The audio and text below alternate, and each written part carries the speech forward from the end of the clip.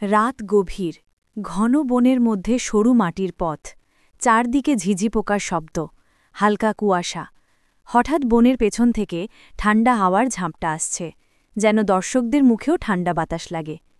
একজন যুবক, নাম অর্ণব, ধীরে ধীরে হাঁটছে, তার হাতে একটি টর্চ। টর্চের আলো কাঁপছে। অর্ণব ভীত গলায় বলল, এখানটা নিয়ে কত গল্প শুনেছি, কিন্তু সত্যিই কি ভূত আছে? টর্চের আলো হঠাৎ জ্বলে নিভে। দূরে কারো হাঁটার শব্দ শোনা যায়। পুকুরের পাশে অদ্ভুত নড়াচড়া। পুকুরের ধারে পৌঁছে অর্ণব। চারদিকে গভীর কুয়াশা। পানির গন্ধ দর্শকদের দিকেও ছড়িয়ে পড়ে। পুকুরের মাঝখানে নীল আলো জ্বলজ্বল করছে, যেন পানির নিচে কেউ নড়ছে। ভূত গর্জে বলল।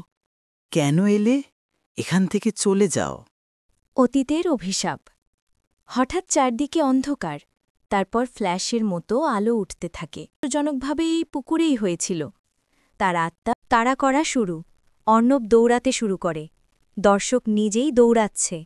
বনের গাছগুলো পাশ দিয়ে দ্রুত সরে যাচ্ছে। বাতাস জোরে জোরে আমাকে মুক্তি দাও। অর্ণব টর্চের আলো পুকুরে ফেলে দেয়। নীল আলো ফুটে উঠে। ভূত ধীরে ধীরে শান্ত হয়ে মিলিয়ে যায়। সবকিছু শান্ত। হালকা বাতাস বইছে। অর্ণব ক্লান্ত হয়ে হাঁপাচ্ছে। হঠাৎ পেছন থেকে কোমল একটি নারীর কণ্ঠ। ধন্যবাদ। অর্ণব ঘুরে তাকায়। কেউ নেই।